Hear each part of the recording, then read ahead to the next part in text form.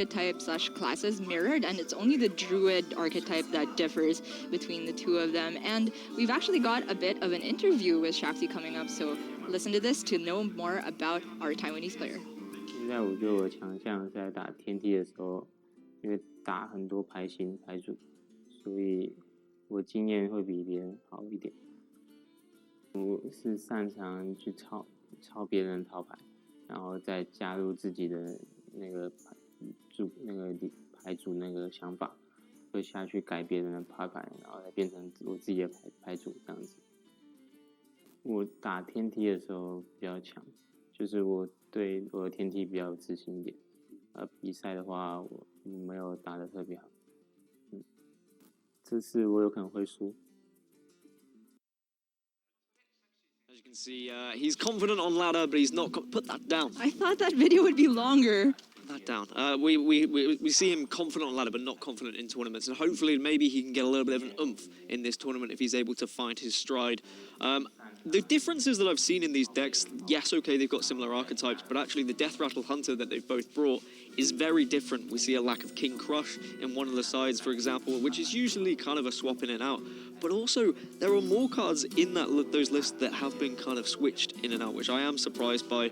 The Shadowwalk Shaman is very similar, but also has some differences. Is there anything that's kind of blown out to you when you've been looking across at these decks? Yeah, definitely the Hunter that you mentioned. I'd say of the two Egg Hunter lists, Portia's is much more similar to the standard list that we're used to. And although Shaxy did mention that he was fond of taking decks that other people have made and then tweaking them. So this is like in contrast to players that identify more as innovators. This guy is a refiner, and he has seemed to determine that he likes Corpse Widow in his list as well as Cairn Bloodhoof. It's kind of greedy in that sense, but could be interesting. Yeah, getting rid of Katrina as well, like she's disappearing from the list, which I guess kind of makes sense if you're removing King Crush, because that's another beast that you're taking away. I think just looking at everything, Shaxy is slightly favoured. I imagine that Portia is going to really struggle with his Shadowwalk Shaman, looking at all the lists that he has to run into. So I would imagine that Shaxy is going to leave that one up and not ban it. It's actually going to be the Warlock banned away from Portia, so that's going to be his Q block taken away, whereas Shaxy is not going to be able to play with his Egg Hunter. No, that was the interesting one, but yeah, I don't blame Portia for banning that away. It's a deck that, you know, kind of rose to popularity because of its good matchups that are kind of common in the meta right now. And I just want to bring up that Portia has brought Taunt Druid, which has kind of fallen out of favor in the tournament meta and on ladder recently with the rise of Malygos Druid. What do you think was his reasoning for bringing this kind of deck? Well, I think Taunt Druid has been quite strong for some time, and yeah, okay, Malygos has performed well, but we actually see a lot of Taunt Druid in this tournament. There are only 4 Malygos Druids available from about 10, I think. A lot of people have gone to favor for the Taunt Druid, and to me, that screams that people were expecting a little bit more aggro in this tournament. I don't know if that's because there's more APAC players, and typically we have seen a lot of aggressive plays from APAC players as of late. So maybe Taunt Druid is just a way of trying to stifle that aggression, try and say, all right, we're going to put a big old wall in the way and hope that you can't bash on through. And hopefully that's what's going to happen if we do get a Taunt Druid going up against some aggro, which is going to happen definitely later on down the lines, because we do see some aggressive lineups. I'm going to call you out on that one. I feel like the APAC is aggro meme has died out. I mean, that was old news. We are kind of branching out now. I don't believe it. I don't believe it till I see it, Gia. I guess we are kind of seeing it. Branching paths. He's branching out. He is literally branching out. So the first matchup will be between Portia's Q block. And I just want to shout out to Muzzy that he's brought Hander Lock. That's a bit interesting. Another innovation of Warlock available. But of course, most players choosing to go for the tried and true decks. So early on, Mountain Giant already available for Portia, which is, of course, what you want to be looking for. Get that on turn 4. This is actually a matchup that has existed for quite some time, perhaps in different iterations. Oh, for sure, yeah. And I feel like a lot of people tend to say that, well, the Taunt Druid has a leg up if they can just go for a decent Hadronox and immediately naturalize it to prevent any Spellbreaker shenanigans. And if they can just keep developing those boards back and forth, like the the Doom Guard burst that a Q block can possibly put out is not enough to break through those walls. It's the amount of refill that's available for the Taunt Druid, I feel, because this game can go quite long, and yes, okay, there is the ability to resummon all the demons on the side of the Q block, because of course you can play Gul'dan, but on the other side, you've got so much possibility to bring back these Taunt minions constantly and constantly through cubing Hadronox, through Witching Hour, example, and the Q block just struggles to keep up with that amount of pressure. Absolutely. And the hand from Portia is already looking pretty good. He's got the Mountain Giant on curve. It's kind of the first question that the Q block needs to ask of the Taunt Druid, and usually the only convenient answer is Naturalize. Shaxy could go for a clear with Spellstone Hero Power and the trade with his Ironwood Golem. Good order there. People have hero powered first and lost the armor and thus their attack with the Ironwood Golem, so makes a lot of sense there. Naturalize not only is a premium removal, but it's something you need to save for the Hadronox to make sure that the Death Rattle goes off. Yeah, I mean, sometimes you can see the Naturalize be used to try and burn cards for opponents, but I don't think there are that many cards that you really need to be forcing a burn on the side of the Warlock. You know you can just win this matchup through playing the game as it plays out, as we have just now rearranged the player portraits and the player names to align with the actual decks they're playing, so thank you for sorting that one out, production. Right. These guys are drawing the stone cold nuts, I gotta say. I mean, it's like gonna be an O card on 6 kind of game, but it's also a Spirit Slinger sticking with the Lackey coming on board for a Doom Guard pull, which I would argue is much better than a Void Lord in this matchup coming online. So if Portia goes for O card, and he will because it's O card, the Spirit Slinger is gonna stick even more. Yeah, I mean, you don't resist an O-card play when it's presented to you, especially on a turn 6. But you're quite right. The fact that Umbra is now sticking, we just need to see a cube would have been perfect for Shaxy, but unfortunately he doesn't find one. However, the fact that he can just now get another Doom Guard out of his hand, out of his deck, or he can get one of those Void Lords as well. It means that we're just going to have this matchup of kind of taunts versus taunts. We're going to have big walls and we're going to have trades throughout the next few turns. And that's where it gets to that point which I was talking about of just the amount of refill that's available. Shaxy is only going to have really that one turn where he's able to put the board back on and put the pressure on, whereas Portia is going to have several times to do so. Exactly. My mistake, the list from Portia is actually not right. Okay, wait, I got my lists mixed up. Yeah, I don't think either of the Q block lists are running silences, so maybe the Naturalize onto the Hadronox immediately is not so crucial here. But I just want to point out that this is a turn 7 board with like 1 million stats already. It's pretty insane, the meta that we live in. I don't think there's a convenient way to deal with the Dragon Hatcher though, which is the most important #1 priority thing to clear. He's looking at defile options, yeah. Yeah, Shaxy found it. I said there's no convenient clear if you're a bad player, but if you're Shaxy, you do it nice and clean like this, get the Doom Guard to the face, and completely, retake control of the board. Yeah, take control and force your opponent to try and deal with this Doom Guard, which thankfully Portia can just with the hero power, but he is down to a low amount of health total. Shaxy would have been hoping there that there was no response from Portia, so we would be able to continue to push damage with some of these Doom Guards. But really, Shaxy is going to be very happy that he's been able to get 2 Doom Guards on the board that have died, because ideally he wants to be bringing back. If he's going to win this game, in my opinion, he needs to bring back those Doom Guards on turn 10 and get through before there is too much of a blockade from Portia's side. I agree, and Shaxy's turn, otherwise having not drawn the Mountain Giant would have been a bit weak, but this makes the top deck really crucial. It's one of the best ways he can refill here, so I guess tap Giant and Ooze is something he could do. Hadronox will be online for Portia next turn, but no immediate way to clear it. And it's the real shame on the fact that that Doom Guard was cleared for Shaxy is it kind of does change his game plan. He would have been hoping that he could have just gone down the aggressive route, but now he might just say, all right, I have to go down the route of I'm actually going to have to put my Void Lords on the board, and I will be summoning them back with Blood Reaver Gul'dan. But if he does go to that late game, if he does go to the fatigue kind of plan, I just think he loses. So he needs to find any aggressive points as much as possible. So if I'm Portia, I'm definitely looking at this Hadronox because you have the cube for the turn immediately following. The thing is, it's not very much buffed. I think it will only have like 2 or 3 taunt minions behind it. Lich King, crucially, not part of the pool, and that's usually something you want to increase your value when you bring it back every turn. Usually, you can just answer every threat from the cube block card for card. But does he have the time to go for something else? I think Lich King is just a little bit too slow, and it can be answered by what's on the board already. And really, Portia doesn't want to be opening himself up to any damage at all being able to come towards his face, because then he is slightly worried about the potential for later of Hellfire, double Hellfire, for example, these Doom Guards coming back onto the board. Instead, this way, he gets a Sleepy Dragon, which is a little bit more difficult for Shaxy to deal with. Yeah. Okay, with the pickup of the Kobold Librarian, he can easily buff up his Spellstone to deal with that Dragon Hatcher. It's only got 1 more dragon behind it, though, I think. Yeah, the Sleepy Dragons are just such a pain to deal with. He has already used one of his Defiles as well, so he doesn't have a comfortable turn here. No spell damage to enhance this Hellfire, so instead he's going to use the Godfrey just to clear everything off the board and kind of get the dominance back. He has a 4/4 that suddenly Portia has to deal with as well.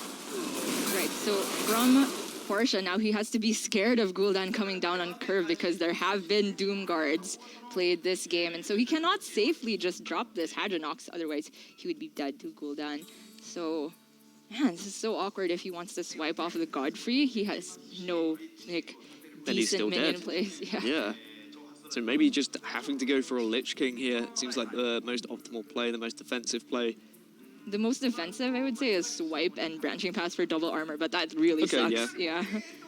That is something that might be worth considering. It's not answering a Gul'dan board if it happens.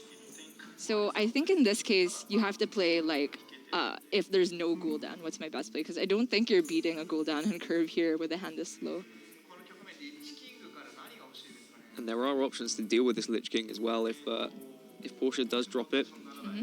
Although it will be hard not to just play Gul'dan. You can just play Gul'dan and you've got the Doom Guards and you've got the Godfrey already on the board that can deal with what is on offer. But it looks like Portia is going to go down the route that you were talking about, Gia, of just gaining some armor here, getting out of range and taking this Godfrey off the board. Yeah, okay. So on paper, this play looks still weak to Gul'dan because you're not developing a board at all versus like Doom Guards coming down for free and you don't play Spreading Plague because it's Hunt Druid. But if he top decks Naturalize, this could be the play that gives him the game. So yeah, Portia is absolutely devastated by this. I feel like I just preferred Lich King. I thought it was a better play. But that is a lot of damage that is coming through now from Shaxy as Portia is going to be taken down to 11, and now he is praying and hoping for that Naturalize. The play would make sense if he does get it, which he doesn't. That is just going to be the game. Yeah, Lich King, unfortunately, isn't going to be able to put enough of a blockade because of the Hellfire, the Spellstone, and the Hero Power. All the tools are available. And the little Tal'Daram Doom Guard just waiting to 3-3 who dares disturb him. A somewhat unfavorable matchup for Shaxy to win. It's not as unfavorable as once maybe it was presumed. People have kind of learned how to play this matchup as the Q block. You go for that aggressive line that Shaxy has done, and you are able to overcome sometimes if the Naturalizers aren't there. Just want to say, it's very rare that we get to see a deck beat a turn 6 or 7 card for full value, and I'm very satisfied to see that happen. It sometimes makes you happy for all of those ladder games that you've played, and you've seen the painful experiences of Okart. But just a shake of the head there from Portia, as he knows that was definitely a game that he could have taken. But unfortunately for him, the second Naturalize not being found means that Shaxy goes 1-0 up here, Gia. That's right. The guy that we thought would be favored, just looking at the lineups, already taking a clean win and slightly unfavorable. So seems like we also have a lot of mirror matches on our plate following this. Yeah, this was the one game that I thought maybe Shaxy wouldn't take. I said the bans were going to make a big impact, but this sets him in a really good position now for the rest of the series. And yeah, you're right, those mirrors could really come into it, because the Shadowwalk Shaman is where I really think Portia might struggle, but maybe he'll come up against, for example, Shaxy's Shadowwalk Shaman, and if he wins that mirror, then maybe he's in a really good spot to get back into the series. But otherwise, I don't know, Shadowwalk Shaman against Q-Block, Malygos Druid, Shadowwalk Shaman or Egg Hunter. Of course, we've seen one of those decks banned away, but either way, not comfortable games at all. Right. And in the mirror, the first thing we tend to do as casters is look at the differences in the tech choices, because those often give you the 1-2% to possibly have a leg up. But looks to me that the Shaman lists are pretty much identical here. So Shudderwalk Shaman Mirror could be in our future. Maybe. And maybe, that's, just maybe. I mean, that kind of game has time for 3 cup noodles or more. Probably 12. Yeah. It depends on which players are playing it, We how can fast finish, they want to. We can finish these towers. I mean, with the Shudderwalk Shaman mirror, sometimes we see like Hemet included, which can make a real difference in the mirror. But I feel like Shudderwalk Shaman is kind of being refined now. Everyone's got to that point where they know how they want to play it, but that is also a bad side because people now know how they want to play against it as well. And Shudderwalk Shaman, it was exploding all over ladder, and everyone was like, "Oh my god, this is the best deck in the world." And then suddenly, people were like, "Oh wait, we know now how to beat it." And suddenly, Shudderwalk Shaman has decreased in how much it's played in ladder and tournaments. It's not that popular in this tournament. It's not being brought by that many players. That's true. It's definitely not as popular as the ranks of Druid and Warlock, but that's to be expected. The Shudderwalk not including Hemet is, as you mentioned, somewhat of a newer refinement, and I think that ties back into what HCT claims to do as a player, which is take people's decks and tweak them. And even though he calls himself a tweaker, the fact that he has a list that's absolutely the same as Portia's means that, well, there's just nothing I can do to make this deck better, I think, at least for this field. And I think that speaks to the power of the deck in this current form. As we take a look again at the bans, HCT has his Hunter taken away, Portia has his Warlock. I am disappointed. I really wanted to see HCT's Hunter because I was a bit interested, actually. King Crush disappearing, Katharina disappearing. I'm much more used to the Death Rattle Hunter being more traditional, but game number 2 is going to be Portia's Death Rattle Hunter. It's been going up against HCT's Shudderwalk Shaman.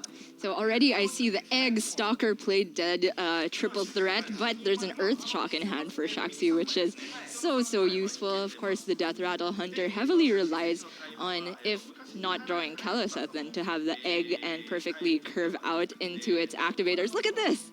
This Earth Shock is gonna ruin Portia's entire day. And this is a favorable matchup for the Egg Hunter. In my opinion, I feel like the Shudderwalk Shaman really struggles in this, and it's definitely going to when you look at that start as well. Because despite the fact that the Shudderwalk does have things like Hex that can, of course, stop any Death Rattle minions, unfortunately, there are just so much pressure that the Hunter can put onto the board that the Shudderwalk Shaman really struggles to keep up with. And Volcanoes become useless after a while as well because of all the Death Rattles that are on the board, and because those minions are often, they have far too much health. Witchwood Grizzly, for example, 12 health. If you have 3 of those on the board, how do you deal with that as a Shudderwalk Shaman? It was a rhetorical question, don't worry. Yeah, You don't have to answer it. You totem up and just have your cup noodles. You pray and Call you it hope. a day. So the coin on the Devilsaur Egg looking like a very natural play here. This is the thing. There is the current ongoing argument in the Hearthstone community at the moment is, do you kill an egg or do you leave an egg up? Some players say it's overrated killing an egg and you should just leave it and let everything unfold. But for HCT, there's no real way to kill it, but he does have an Earth Shock to silence it. Portia's face. Yeah. Yikes. It's going to be exactly what Portia didn't want to see. Because now all these Death Rattle activating cards just suddenly become useless. Yeah, this is real rough. He's gonna be looking for a second egg as soon as possible, so I wouldn't be surprised to see a Traken come out here. I just want to say that Portia is a very emotive player, which is always fun to watch, but I definitely feel for him right now. He's also one of the Korean players that is in a lot of practice groups with players that we might perhaps be more familiar with. I often see the likes of Kranich talking about how Portia's a really good player, hyping him up. And it's great to see that somebody who has maybe been more behind the scenes or just a force on ladder is now making a splash in international tournaments as well. Yeah, you know, if Kranich is saying he's a good player as well, you can kind of trust his opinion.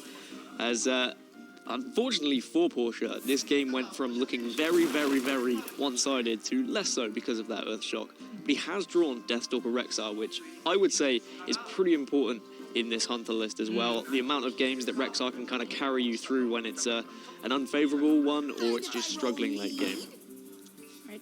Wow. So he's actually just going to use Play Dead to try and cycle some more Honestly, I am getting confused as to what the game plan is now for the hunter, because you said that they are favored because they have the egg constant activation. But if you miss that in the early game, suddenly your late game plays are just so slow against the efficient removal in the form of Hex and perhaps Volcano later on. And the Shudderwalk Shaman essentially just has all the time. But if this Rexar can somehow pull out, beast after beast, just build and go with some bangers, then it's gonna be a bit more interesting. Some bangers. That's what we call sausages back home. Well, just to let you know. That's what I call like a good song. It's A good song, an absolute banger as well. Yep, I know that full too well. But you're right, Deathstalker Rexar might just be able to be enough on 6 just to generate enough minions. And you've got to look at the late game options that are available for Portia as well. Katharina, if she's to come out a little bit later, and then you're able to activate some of those death rattles, and suddenly there is just a massive board that Shaxy's going to struggle with. But he does have both hexes available. One of those hexes is also 1 mana as well, so that's going to mean he's in a really good spot. This allows him to play 2 hexes in 1 turn and like have a minion on top of it, or a healing rain, which could be crucial. And I've very rarely seen a game played like this from the Death Rattle Hunter, where you are just cycling so hard. The punish from the Earthshock has just been absolutely detrimental to Portia's game plan right from the get-go. And you can see him just like, you said he was an emotive player, his face is crumpling every time he gets a draw that isn't anything significant. The cube, that's not what you want to be seeing right now. Not at all. Even gonna trade Suicide away the loot hoarder to try and get something better to do. Second candle shot was not what he was looking for. More and more, it seems like the game plan is just gonna be relying on this Rexar. Which is a good game plan, I'm not gonna lie. Sure, yeah. Given this kind of, the way it panned out in the early game, there's nothing else he can do. I guess the positives for Portia is he's not seen any of the kind of key activators, the key combos from Shaxy's side. As I say that, the Life Drinker, one of the first ones, is there.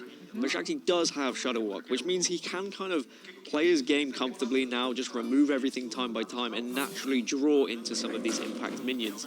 And he does have Hagatha as well. We were talking about how impactful Rexar can be. Hagatha can also be a nuisance too. Some of these spells you can get from her can suddenly throw spanners in the works for the Hunter as well. That's very true. I think we're likely to see in the mid-game just a battle of Death Knights, completely just relying on their passive / refreshable hero power. Because the list from Shaxy is not running Hemet, and because his Acolyte, I think, only got 1 draw in this game, it's going to be a while before he's actually going to put together the combo that Shudderwalk Shaman is so famous for. And I think this could be a game that is heavily determined by, how these players think on the fly. It's going to be similar to Arena in a way that, you're just dealing with what's been given to you, not what is naturally in your deck. And we could be in for something really fun. Katharina being in the hand for Portia, I feel, is very important as well. Might allow him to finally get some of these death rattles available. It's a shame he doesn't have a play dead to go alongside the Katharina to really start generating some pressure. But first Witchwood Grizzly being found. Of course, it's not going to have as much health, but sometimes just putting it on the board and maybe trying to bait out some removal from your opponent is worth doing. And it looks like Portia agrees with that, as he's going to toss that one onto the board as well. Yeah, I'm not sure if it's an entirely bad draw, because it kind of removes it from the pool of beasts in your deck, and Katharina can now more likely pull out something like Savannah Hymen or King Crush. And I think Portia really wants to be putting the pressure on Shaxy in these turns where he might not be putting together the combo yet. And the thing is, even though this doesn't look great for Portia at the moment, if he was just to have something like a Play Dead, a Carnivorous Cube onto a Witchwood Grizzly with Play Dead is actually really, really good. The fact you can have 2 minions of 12 health can be very awkward for your opponent to deal with. Maybe it baits out a Hex, and if you are baiting out those Hexes, then later, your Hymains, your Katharina, they're going to survive, and then you're going to be feeling in a much more comfortable position. Yeah, it's interesting. Even though those just have 3 attack, when they stack like that, it's still quite a lot in a turn. And it turns out bears are immune to volcanoes in packs. The health total is just insane here. So the Hex definitely going to land on Katharina here. But we're talking about health totals. You've got Hex and you have Volcano available, which just fits in perfectly. It's 15 exactly. Yeah, an injured bear is not immune to a volcano. An injured bear is not as scary as a full-on scary bear. Okay, so now it's just going to be the Build a Beast game. Oh, okay, there's an egg. And finally he shows up. And you might have to just... maybe Mossy Horror this?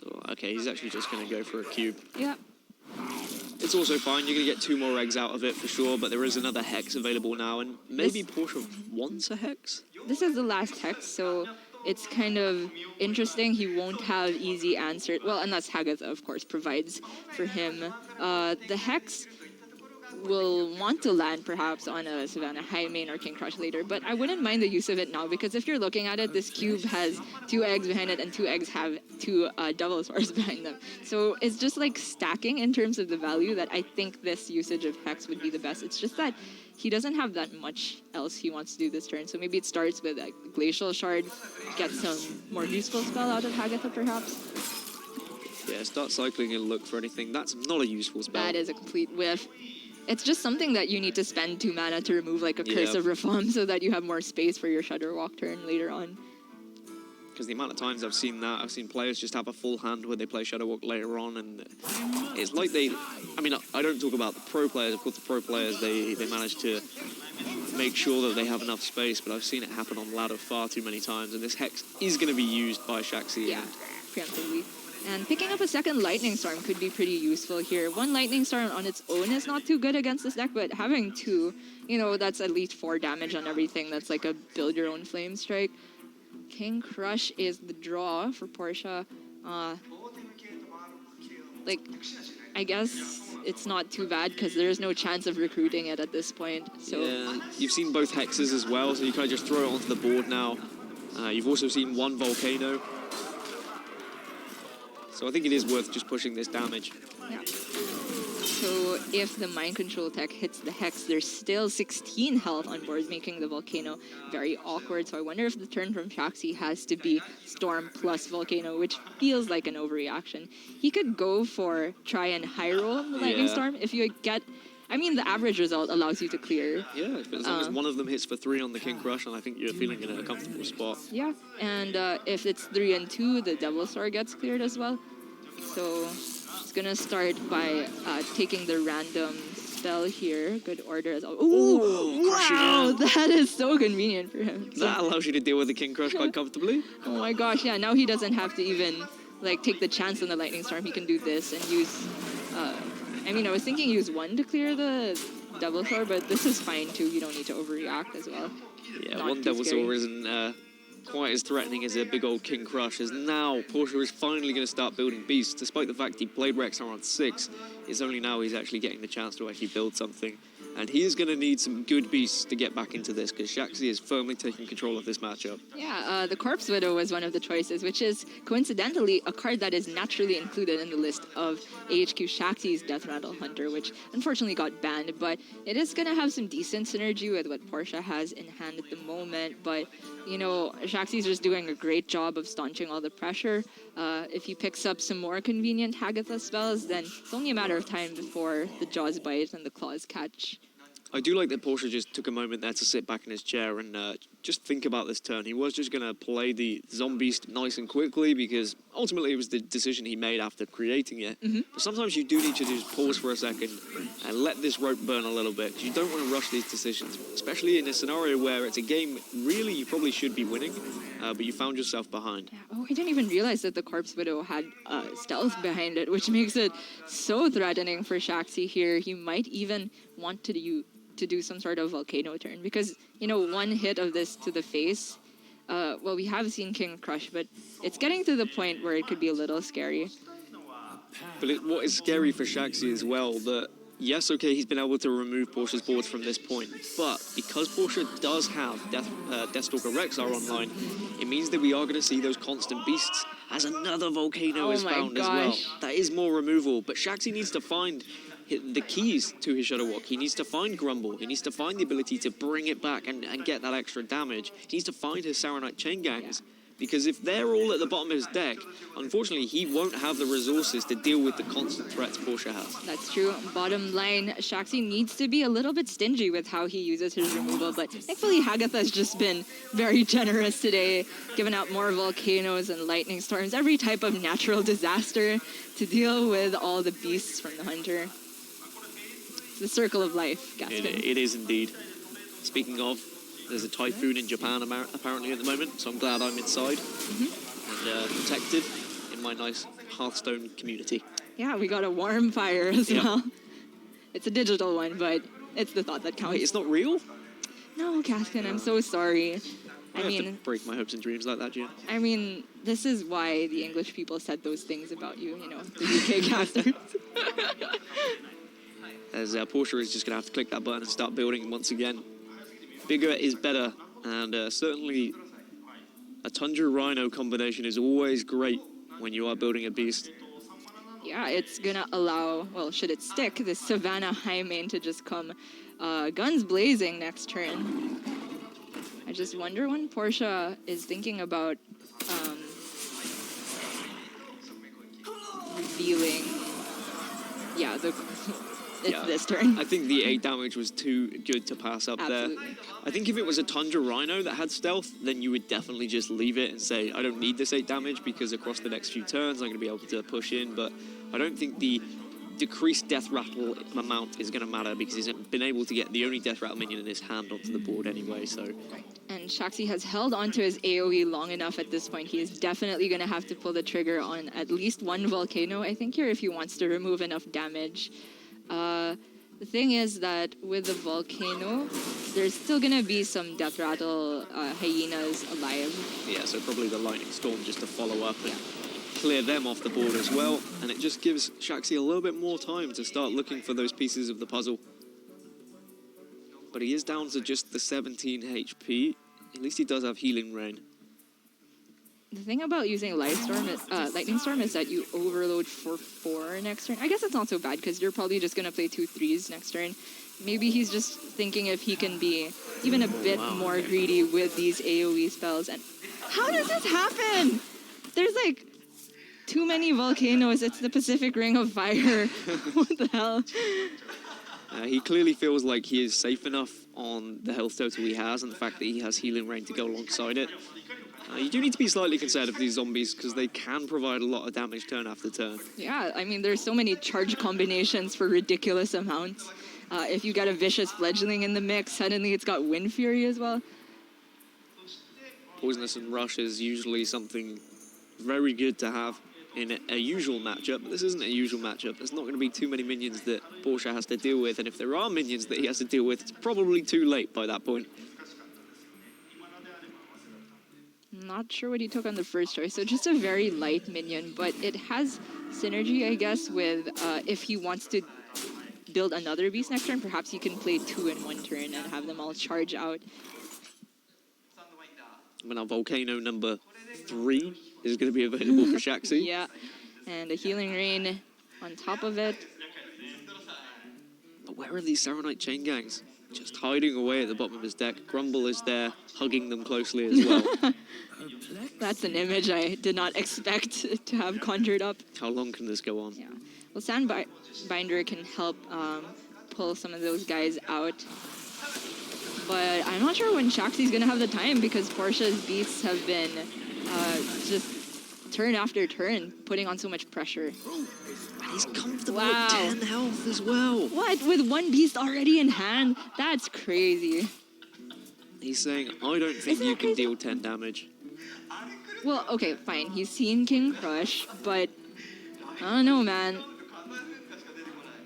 It's brave. Build and go for Portia here. Early Rexar is not something to be trifled with.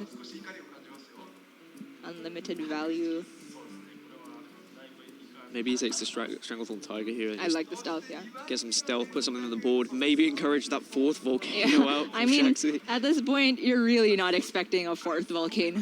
I don't know. After what I've seen, I'd be expecting everything from Shaxy's hand. Fair enough.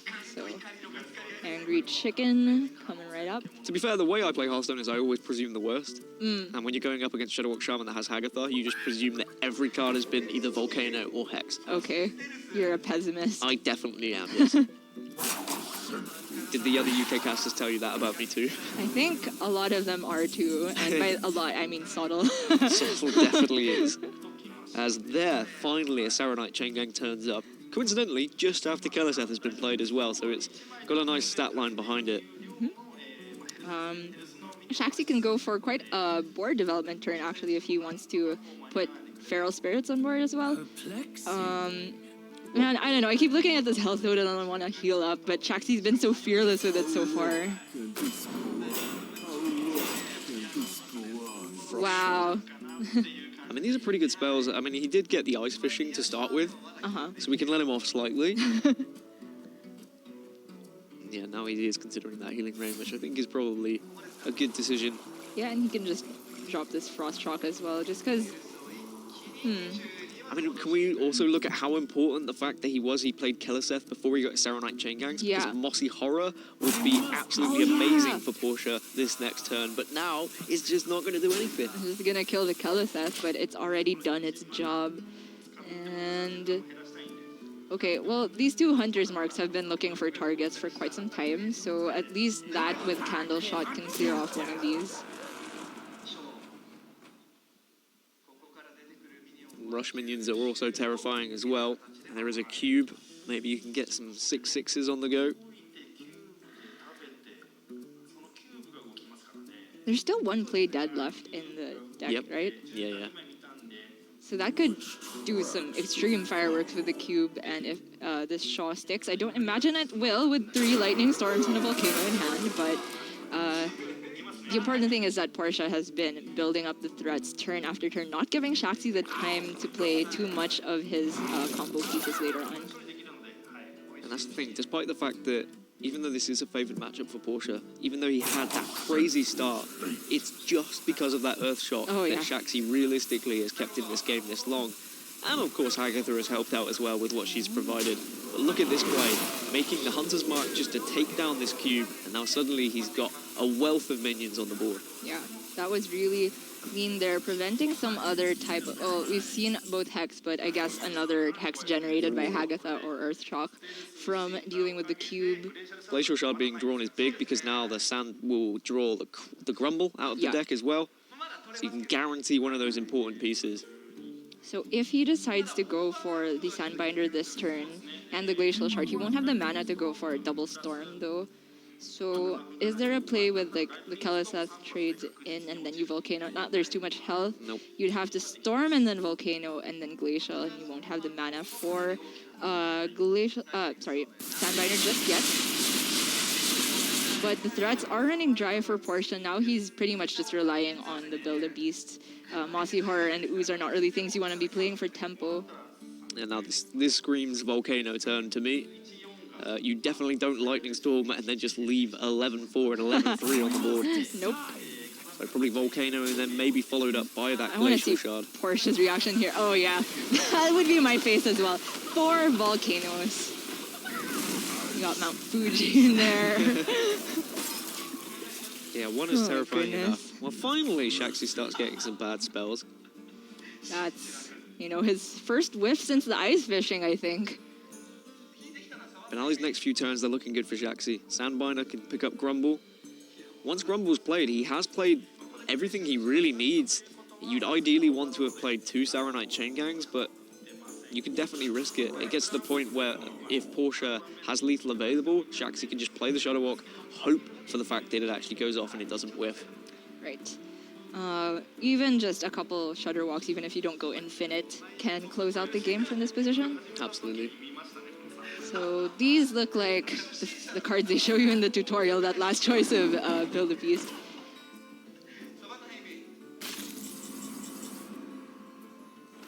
Earthshock turns up again. Gosh. I mean, I don't know if the Earthshock is that important here. I think it's going to be Frost Shock. Be pretty useful here. Grumble joins the party, and it's only a matter of time now. Well, Ancestral Spirit is actually quite nice. If a Shadow Walk does survive, you can just plop one of them on the board. Make it extra resilient. Although if the Shadow Walk does survive, usually that's game over anyway. Fair.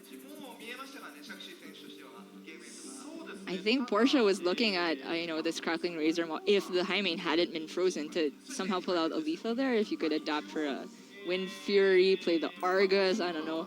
Not quite lethal, but at least a whole lot of damage. I guess what the Ancestral Spirit can do is you can put it on the Grumble, which means the Grumble is going to be more resilient, and then that's likely to survive. And then you play the Shadow Walk, the Zola might actually pull back the Grumble, actually would pull back the Grumble, and then you've got one guaranteed, and then that is just going to give you that kind of like infinite ability. Yeah, thinking about that gave me a bit of a headache here, but that does make a lot of sense. The board is scary from Portia, though, so HCT is not really going to have the time to play Grumble willy-nilly like this. And that's the thing, you're going to be overloading turn after turn now if you start trying to deal with this board. Kind of has to, though, right? Because if you Grumble and then Feral Spirit, well, not only is there overload, but I think Portia could find some way of lethal past it with the zombies, and you don't have the mana to play Shudderwalk the next turn. So looks like it's going to be some sort of Lightning Storm turn here, which will guaranteed clear everything if you play both. Oh, he's just going to Shudderwalk now. Well, with the Hagatha, that is a good way to get rid of the Razor Maw. Wow, and he's just banking on Shudderwalk surviving, and he's saying, I can Grumble this next turn. But he needs to get a freeze really on this 6-1. Okay. One could still survive, though. Yeah, so it's all about this build of Beast. And I didn't realize that Hunter, having used tracking, is so close to fatigue already. So Portia looking for a charge of decent attack. Jeweled Macaw allows you to also maybe find a charge minion as well. So I guess you take that. The thing is, if you get the boar on the second one, then it wouldn't be enough to clear off. That's true. Oh, he does have Candle Shot, my bad. So that would have been enough, but oh man. So it's all what this decides to give him. An Ultrasaur isn't going to be enough either. So that means Shudderwalk sticks and the game is pretty much over. So it was Portia. a valiant fight from Portia. If you consider the fact that the early game he had possible from the egg into the activation, 3 activations of the egg is what he would have had. The Earthshock was able to allow HCT to stay in the game, allow him to delay enough, and then he just took that risk of saying, I don't think you can kill off these Shudderwalks that survive. Yeah. And then he was able to take the game. It was a really well played game from him. Yeah, I think that last decision really was crucial and perhaps the most important in the game. If he had gone for the Lightning Storm plays that I was talking about, maybe Portia could have picked up a better zombies, and he'd be stuck in the cycle, right, of having to answer the minions but not play his own combo. So. Yeah, I feel like he recognized how much removal he had left. If he'd used both Lightning Storm, suddenly his mana is being overloaded. He wouldn't have get a chance to play Grumble. He wouldn't have had the backup of playing the Shudderwalk. 4 Volcanoes do help. I'd like to put that out there. I don't think I've ever had 4 Volcanoes in one game, so I'm slightly jealous. But I'm sure he'll be more than happy to go 2-0 up here. And I was saying that I was worried for Portia's Shudderwalk Shaman. Well, now it doesn't have the Shudderwalk Shaman to go into of HCT, so I am really concerned with how it's going to face up against the Q block and the Malygos Druid, that is now left, which is a really tough matchup for the Shudderwalk Shaman. Actually, I think when Shudderwalk Shaman has the Ooze, it's pretty good against the Malygos Druid, and of course it is in the list. A lot of players have included Ooze in not just their Shaman, but perhaps a Control Priest and so on, because Malygos Druid has been somewhat popular on Deck and Ladder so far, and it was a relatively not too common, but it's something that about a fourth of the field brought to the tournament. Yeah, and Ooze certainly helps, but a lot of Malygos Druids players now, they say, if people ooze my twig, I don't really care. They've still been able to find ways to actually get to that end game, being able to push the pressure and still win games against certain decks. Some decks, it's impossible to win against if they ooze you. I just like pointing out, like Quest Priest or something like something stupid and ridiculous with loads of value and loads of late game, but there is still that chance against the Shudderwalk Shaman. But that is if Portia does queue up the Shudderwalk Shaman. Of course, he has several options to go into this Druid. So if we just take a look at what Portia has left for himself, so he has the Death Rattle Hunter, of course, that is available there. He has his Taunt Druid, and he has the Shudderwalk Shaman. All of which, I guess it's only the Shudderwalk Shaman that really struggles, and as you said, that Ooze is going to help out, so it could reverse sweep. Portia does have the ability to do so. It is possible, but honestly, if I were in Portia's place, I would be so frustrated. That last game was really... You could feel the life drinkers drinking the life out of you as much as the Volcanoes did, and it was grueling.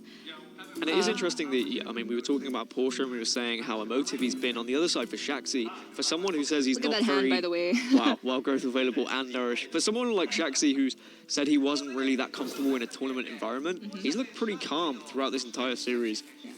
Hasn't really been reacting to cards being drawn too much. Very comfortable. Portia already with a reaction there, I think because he didn't get Wild Growth. Also having 2 dragons in hand is not what you want to see this early on, but at least Oaken summons and Nourish are there. The hand from Shaxy is looking like bread and butter for Malygos Druid. Wow. I mean, bread and butter for any Druid, really. Wild Growth into Nourish later on. He's got his Malygos already available. He's got his Ultimate Infestation there. I mean, it's hard to look. Disgusting. It's frustrating for a player, I imagine, on the other side when you see these just constant mana gains because you feel like, how on earth can I keep up? At least there is 1 Nourish available for Portia, so he's not going to fall too far behind. He even draws something to do on 4 so he can keep the coin for after Nourish into an even earlier Ultimate Infestation. This is just... I'm sorry, this is disgusting.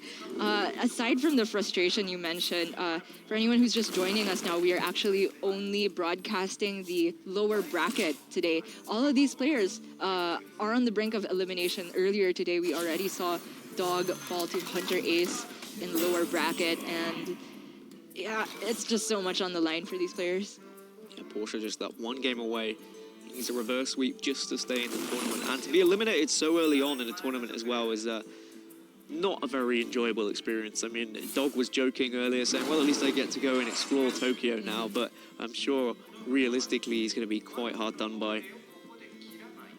As Shaxy contemplating whether he's actually going to play this Arcane Tyrant or not, by the looks of it. I don't see a huge downside to it. I mean, you could... Wow. The thing is, like, you can think of it as it's free after UI anyway, but because UI will draw before you get the mana reduction, then it's like a 1 less card in your hand that could create more space. And crucially, because the Druid from Portia is running Branching Paths, Oaken Summons, there's quite a bit of armor to get through that I think Shaxy would like to have as much burst possible for a Malygos combo. Yeah, and the Arcane Tyrant also would allow the Ironwood Golem to trade off against something, whereas now Shaxy is leaving a minion on the board that evidently he can just Ultimate Infestation on turn 10. But that's only if he has got rid of some of these cards in the hand, so that's the thing. He needs to actually do something here, because otherwise, yeah, his hand is just going to be too large to actually use an Ultimate Infestation. Spreading Plague is not a very useful card in this matchup, but this is very much just a dump stuff out of your hand turn. I'm eyeing this Naturalize because it looks like Portia's just gonna drop down the Lich King. However, this is the turn when Shaxy wants to coin out Ultimate Infestation, so I wonder if he thinks it's ever worth delaying the UI so he can Naturalize and Malfurion this turn. It seems a little weak. But he would be dumping more cards out of his hand that way. Yeah, I don't think I like coin Ultimate Infestation here. I think you have to remove the Lich King at this point. Yeah, the UI would have overdrawn as well. And if you lose your Twig, for example, that could be quite important. And instead, you get a Lich King of your own, and you... Well, the Lich King generates another card. So, it does. I'm not sure that Shaxy... He might have to dump a Moonfire next turn. Yeah, well, maybe you're just thinking about not Ultimate Infestation as well. Like, that's true. You don't necessarily need it to win this matchup. If you can just generate enough pressure and you can keep the game going on long enough that eventually later you manage to get your combo off. Yeah, that's very true. I kind of zeroed in on that and tunnel vision because we had the Wild Growth Nourish start. Going over to Portia's side, though, I think he's drawn all the dragons in his deck. That is so sad. Now this Oak Heart is only pulling out the Dragon Hatcher and 1 attack minion and I guess an Ironwood Golem. Yikes. He really does not have the time to be playing these individually while he's staring down a Lich King on the other side of the board. So I wonder if he's ever just gonna... man, I don't know. I think... exactly what you were just saying is probably what's going through Portia's head. I think I could, I don't know. Yeah, you're right. Where do I go now? I was looking at Army of the Deck, but then, yeah, all the dragons are in hand. And naturally, when you have Master Oakheart, you just chuck him on the board. But instead now, Hadronox is going to be on the board that isn't going to bring back anything really significant.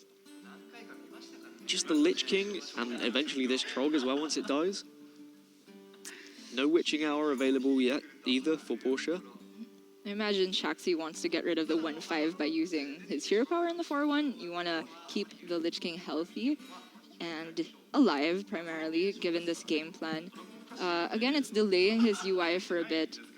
But I think the way the game is panning out, perhaps HCT can get the win without the full Twig Malygos combo. The only scary thing is that Hadronox has hit the board. There are not too many taunts behind it though, just Lich King and this Goo Meter after it dies. Yeah, I think HCT will be relieved by the fact that these dragons are in the hand because, yes, okay, HCT wants the game to go on longer because it allows him to draw through to his Twig and find his combo possibilities, but the fact that Portia can just bring back all those minions and finally get a potential burst Tempo damage. Malygos. Wowzers. Yikes, I like this, actually. Wow. I didn't think of this, but there's naturalizes in the deck for Portia, isn't there?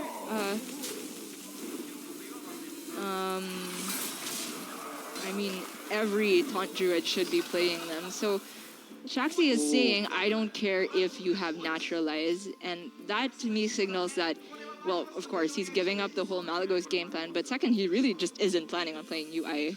Well, HCT's just recognizing that he doesn't want this game to go late.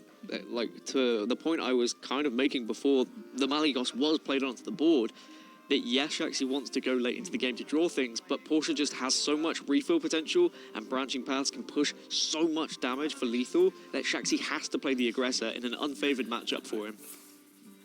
And I'd say that this is an aggressive play. Oh, yeah. It looks like it might pay off for him because there's no naturalize in hand for Portia, but I just think it was such a risk to play that. And he's just going to keep on digging. Oh Wild my growth gosh, number if 2. he doesn't get it, I don't know. I feel like Portia has had the worst luck in this series. Branching pass number 2 is found. So he has can 2 gain more some armor. chances to draw into naturalize. Oh, 1 because he has 9 cards in hand, right? Yep. Oh my gosh.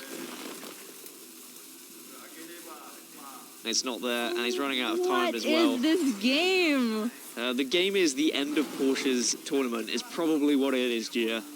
Death Coil is there for HCT as well, which is going to be dealing so much damage. This is so sad. Can't gain a Lich King card. Swipe available off the top as well. Okay, I'm incredibly frustrated by how this is panning out. But, well... You're frustrated, I'm amazed. Okay. There's not quite lethal yet, but the fact that Malygos stuck is absolutely insane. I think HCT can just go for the Howl, maybe pick up a Moonfire. Okay, 12 on board. Swipe is 9, Death Coil makes plus 10. Okay, not gonna go for that. What's with this order if he was going for the Ferocious Howl? And this is the point where HCT's in such a comfortable position with the Malygos surviving that he didn't really know how to approach this turn. Yeah, he was like, I'm fine. He just has a wealth of options available. Portia's face very much describes how I'm feeling right now as well. Anti-Maxi Shell, hand is full, so Witching Hour also is burnt. And that would have been... It wouldn't have even helped. Poor Portia. He just sits with grimace on his face, as he has done throughout this entire series. And to be fair, I don't blame him. I think I would probably be slightly more angry. There wasn't very much he could do. And unfortunately, that's just how things play out sometimes. HCT has made some decisions that I wasn't expecting, especially this Malygos. But yeah, overall, I think the Shutter Walk play was pretty clean. He found that the turn where he could go for not the double Lightning Storm clear, but just Shutter Walk to close out the win. I think one thing we can take away from this series is HCT certainly knows when he needs to pull the trigger, when he needs to make these all-in plays of do or die. If I play this card and he has an answer for it, maybe I lose. But if he doesn't, I win. And that might just reward him with a series here. Yeah, the Naturalize finally enters the hand for Portia, but at 15 health only. Okay, there is... Well, probably HCT could draw into his own Naturalize at this point, right? He's got Anti-Magic Shower available as well. He's got so much damage turn after turn from Starfire. He's got Ultimate Infestations kind of there looking as well. at Malfurion into Coin Anti-Magic Shell. Are you liking that? I think he's thinking about Starfire, Hero Power. Send this 8 damage to face. picks up a free Tyrant for his trouble. That's so And perfect. double point hero power as well. Oh, man. And most importantly is you're setting your opponent down to just 5 now, and of course you have ultimate infestations in hand, as well as what's on the board. Is there any way Portia stays alive? If he can nourish into the second Witching Hour and the second Naturalize, then it's another set of taunts. I think that's the only way he can survive in the game. He needs Witching Hour into Carnivorous Cube, into also hero powering as well to make sure he's out of range of the ultimate infestation, but he doesn't find it. He concedes, and HCT takes the series 3-0. Portia is going home already. And for a man who said he wasn't comfortable in tournament settings, well, he looked pretty comfortable to me, Gia. Yeah, fair. I think that he, you know, given the situations that he was forced to deal with, stayed the most collected that he could have in terms of the quality of his play. Of course, we could see on his face how frustrated he was, and I feel for that. You feel for that. I'm sure everybody watching feels for that. You cannot fault a guy for just expressing how unlucky things went for him. I've felt worse things on ladder.